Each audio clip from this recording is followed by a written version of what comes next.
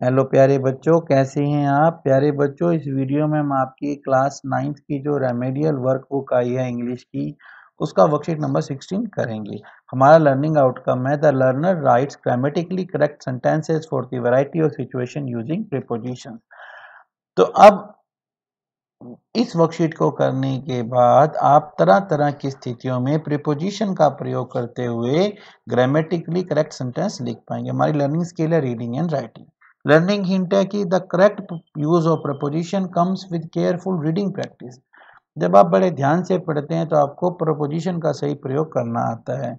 The following distinction should be noted. आपको इन बातों का ध्यान रखना है कि एक हमें शब्द दिया गया है between. Between denotes in the middle of two. जैसे देखिए यहाँ पर क्या है, apple is placed between two bananas. इधर भी केला, इधर भी केला, और बीच में क्या है, एक सेब। तो अब यहाँ पर क्या है कि जब दो के बीच में आता है तब हम कहते हैं between. Among denotes in the midst of more than two. Among का प्रयोग तब आता है जब हम दो से ज्यादा के बीच में, यहाँ पे दो है तो बिटवीन आएगा। अगर मान लीजिए यहाँ के दो के बदले चार केले हों तब हम आएगा अमंग। अब यहाँ पे आया है, यहाँ पे देखिए हमारे सामने ट्री दे रखी हैं। One house among many trees. एक घर जो काफी सारे पेड़ों के बीच में है, तो काफी सारे इसलिए हमारा आया है अमंग।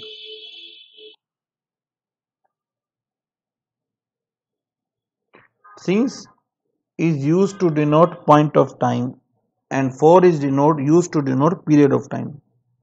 since और for का जो प्रयोग है, since का प्रयोग point of time के लिए और for का प्रयोग period of time के लिए किया जाता है। तो पहला क्वेश्चन हमें प्रीपोजिशन का भरना है। There is no argument dash these two brothers. यहाँ पे दो ब्रदर हैं, तो बताओ अमंग आएगा, दीज आएगा, इन आएगा। तो दो के लिए हम यूज करते हैं बिटवीन। दो के लिए क्या यूज करते हैं, बिटवीन। तो यहाँ आएगा बिटवीन। नेक्स्ट है I distributed sweets all the students of my class. All the students, काफी सारे स्टूडेंट्स होंगे, दो से तो ज्यादा ही होंगे। जब दो से ज्यादा स्टूडेंट्स हों तो उनके लिए हम यूज करते हैं अमंग। दो के लिए हम यूज करते हैं बिटवीन और दो से ज्यादा के लिए हम यूज करते हैं among. I have not eaten anything since Wednesday. मैंने आपको बताया था कि पॉइंट ऑफ टाइम के लिए सिंस और पीरियड ऑफ टाइम के लिए फॉर आता है, सिंस आएगा। He has been teaching in this school since 2013। 2013 से वो पढ़ा रहा है। He has not been absent school for the last 3 days। For period का टाइम, पीरियड आ गया है, फॉर द लास्ट 3 days यहाँ पे आया है for. I have been writing a letter for 2 hours। पिछले 2 घंटे से मैं एक लेटर लिख रहा हूँ, यहाँ आएगा फॉर। पिक्चर को देखकर आपको सेंटेंस लिखना है। तो यहाँ पे हम क्या देख रहे हैं कि एक बॉक्स के अंदर एक फुटबॉल है। The football is in the cartoon या इज इन द बॉक्स, जो मर्जी लिख लीजिए आप कि बॉक्स के अंदर फुटबॉल है या बॉक्स के कार्टून के अंदर फुटबॉल है। नेक्स्ट देखिए, दो बोतल और बीच में एक मधुमक्खी है। The bee is flying between two bottles. मधुमक्खी दो बोतलों के बीच में उड़ रही है। नेक्स्ट तीसरा है, form sentences using preposition given below. आपको प्रीपोजिशन दी गई है, ये एक सारणी में प्रीपोजिशन दी गई है, उससे देखकर आपको एक सेंटेंस बनाना है। पहला है for, I am waiting Suresh for last 2 hours। मैं सुरेश का इंतजार पिछले 2 घंटे से कर रहा हूँ। Between, the match was played between India and Japan. भारत और जापान के बीच में मैच खेला गया था। Since, I have not eaten anything since last Monday. पिछले मंडे से मैंने कुछ भी नहीं खाया है। यही बहुत अच्छी सी एक देखिए हमें दी गई है, एक पिक्चर दी गई है, जिस पिक्चर के अंदर क्या है, हमारे को कुछ आप देखोगे 1 2 3 4 लिखे हुए हैं और आपको कुछ हमें सेंटेंस दिए गए हैं जिनका यूज हमें प्रीपोजिशन पर करना है। तो देखिए पहला है, देयर इज ए शैंडलियर। अब शैंडलियर होता है ये जो आपका झूमर होता है, ये रहा झूमर, ये रहा झूमर। There is a chandelier above the bed. Above का मतलब होता है हमारे सर से ऊपर, जो हमारे सर के ऊपर छत होती है उसे हम अबव कहते हैं। यहाँ पे शैंडलियर भी छत के साथ है तो हमने मान लिया there is a chandelier above the bed. दूसरा है, the slippers are under the bed. अब ये स्लीपर्स हैं, चप्पल हैं, ये बेड के नीचे हैं। The ball is under the table. ये बॉल है, ये टेबल के अंडर में आ गया। अंडर मतलब होता है नीचे। The parrot is in the cage. अगर कोई चीज किसी, जैसे हम रूम के अंदर हैं, अगर मे का प्रयोग हो तो हम लगाते हैं इन, और अगर हम कहें इनटू का प्रयोग तब होता है जब हम किसी रूम, जैसे you come into the class, आप कक्षा में आते हो, चलकर आते हो, तो इनटू आएगा, वैसे हम कहेंगे in.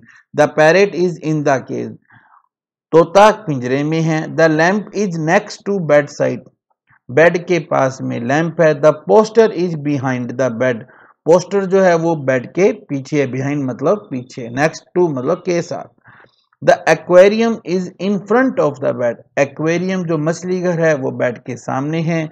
The chair are in front of the table, कुर्सियां मेज के सामने हैं। There is a wardrobe behind the bed, और बेड के पीछे एक वार्डरोब है, एक अलमारी है। There are toys in the shelf, जो शेल्फ है उसके अंदर खिलौने हैं। There is a camera next to the radio, radio के पास में कैमरा है। The table is in front of chair, और कुर्सियों के सामने एक टेबल है।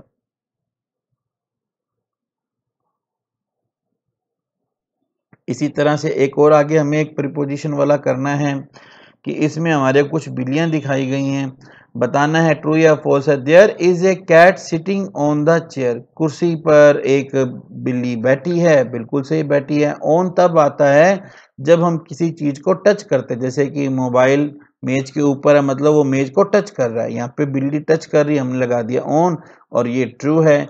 There are two cats, one sitting on the table and other inside the car. अब देखो यहाँ पे कार के अंदर तो हमें कोई बिल्ली दिख नहीं रही है, इसलिए ये क्या है, फॉल्स है, झूठ है। There is one cat sitting on the table and other cat is under the table, एक कैट जो है वो टेबल के ऊपर है और दूसरी टेबल के नीचे है, बिल्कुल सही है, ट्रू है। There is one cat inside the shoe and other is under the car, एक जूते के अंदर है और दूसरी कार के नीचे है, बिल्कुल सही है। There is one cat on the tree, एक बिल्ली पर है, एक पेड़ पर है। And one under the table, और एक टेबल के नीचे है, ये भी सही है, पेड़ के ऊपर भी एक बिल्ली है और टेबल के नीचे भी बिल्ली है। इसी तरह से हमें कुछ प्रीपोजिशन दी गई है उनका हमें प्रयोग करना है। I never dream of winning a kabaddi match, मैंने कभी ख्वाबों में भी कबड्डी मैच जीतने के बारे में नहीं सोचा है।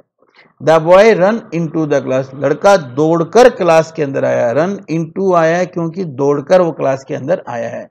The children are sitting in the class, और बच्चे क्लास के अंदर बैठे हैं, इसलिए इन है, दौड़कर आओगे, मूवमेंट करते हुए आओगे तो इनटू आएगा।